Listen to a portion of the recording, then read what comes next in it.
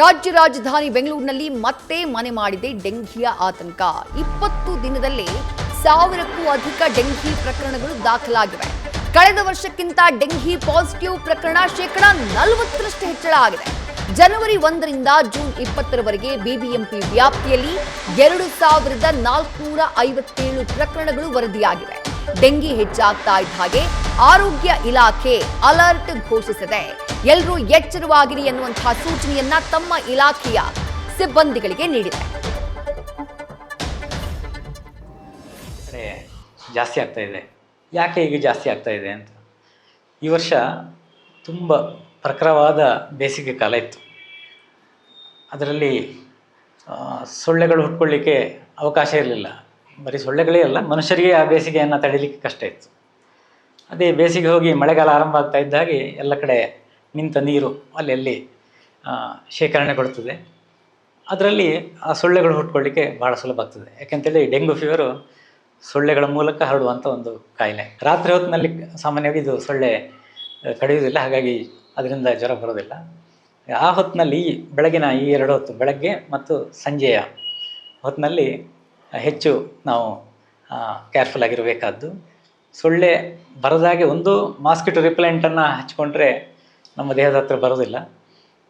ಆದರೆ ಸೊಳ್ಳೆ ಹುಟ್ಟದೇ ಇದ್ದರೆ ತುಂಬ ಒಳ್ಳೆಯದು. ಹಾಗಾಗಿ ಮನೆ ಸುತ್ತಮುತ್ತಲು ಪರಿಸರದಲ್ಲಿ ಎಲ್ಲೆಲ್ಲಿ ನೀರು ಹಾಗೆ ಶೇಖರಣೆ ಆಗಿರೋದು ನಮಗೆ ಕಾಣ್ತದೆ, ಅದನ್ನು ಅಧಿಕಾರಿಗಳಿಗೆ ತಿಳಿಸಿ ಅಥವಾ ನಾವೇ ನೇರವಾಗಿ ಅದನ್ನು ಸ್ವಚ್ಛಗೊಳಿಸಿ ಇಟ್ಕೊಂಡ್ರೆ ಆಗ ಸೊಳ್ಳೆಗಳು ಹುಟ್ಕೊಳ್ಳೋದಿಲ್ಲ, ಡೆಂಗು ಜ್ವರ ಬರೋದಕ್ಕೂ ಕಾರಣ ಆಗೋದಿಲ್ಲ. ಸಹಜವಾಗಿ ನಮ್ಮ ಆಹಾರದಲ್ಲಿ ಚೆನ್ನಾಗಿಟ್ಕೊಳ್ಳೋದೊಂದು, ಮತ್ತು ಆ್ಯಂಟಿವೈರಲ್ ಗುಣ ಇರುವಂಥ ಅನೇಕ ಆಯುರ್ವೇದ ಸಸ್ಯ ಔಷಧಗಳೆಲ್ಲ ಇದೆ, ಅವುಗಳನ್ನು ಬಳಸ್ಕೊಳ್ಬೋದು. ನೆಲನೆಲ್ಲಿ ಇರ್ಬೋದು, ಅಮೃತ ಬಳ್ಳಿ, ಇದೆಲ್ಲ ನಮ್ಮ ರೋಗ ನಿರೋಧಕ ಶಕ್ತಿಯನ್ನು ಜಾಸ್ತಿ ಇಟ್ಕೊಳ್ಳಿಕ್ಕೆ ಮತ್ತು ಜ್ವರವನ್ನು ಕಡಿಮೆ ಮಾಡಿಕೊಳ್ಳಿಕ್ಕೆ ಕೂಡ ತುಂಬ ಅನುಕೂಲ ಮಾಡ್ತದೆ.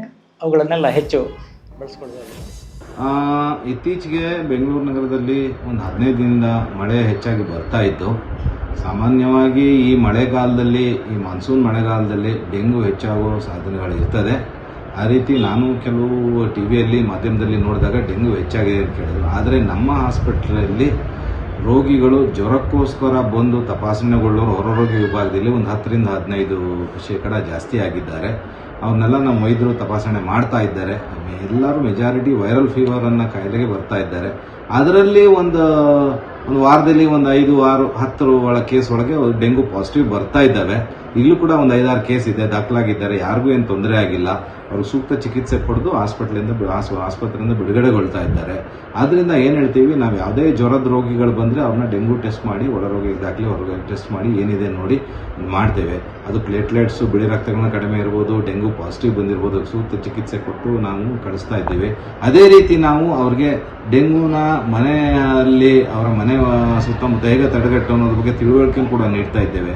ಇತ್ತೀಚೆಗೆ ಮಳೆ ಜಾಸ್ತಿ ಇರೋದ್ರಿಂದ ಮನೆ ಸುತ್ತಮುತ್ತ ಶೇಖರಣೆ ಆಗುವಂಥ ಈ ಡೆಂಗು ಸೊಳ್ಳೆ ಏನು ಮಾಡ್ತೇವೆ, ಹೆಚ್ಚಿನ ಸಮಯ ಡೇ ಟೈಮ್ನಲ್ಲಿ ಕಚ್ಚುವಂಥ ಸಮಯ. ರಾತ್ರಿ ಬಿಟ್ಟು ಬೆಳಗಿನ ಜಾವದಲ್ಲೇ ಕಚ್ಚುತ್ತದೆ, ಬೆಳಗ್ಗೆಯಿಂದ ಸಂಜೆವರೆಗೆ. ಆ ಸಮಯದಲ್ಲಿ ಮನೆ ಮುಂದೆ ಇರುವಂತಹ ಪಾತ್ರೆ, ಡ್ರಮ್ಮು, ಟ್ಯೂಬ್ಗಳು ಅಥವಾ ಮನೆ ಮೇಲೆ ಇರ್ತಕ್ಕಂಥದ್ದು ಮೆಜಾರಿಟಿ ಇವೆಲ್ಲಾಗ್ತದೆ ಅಂತ ನ್ಯೂಸ್ ಫಸ್ಟ್ ನಿರ್ಭೀತಿಯಿಂದ ನಿಮ್ಮ ಪರವಾಗಿ.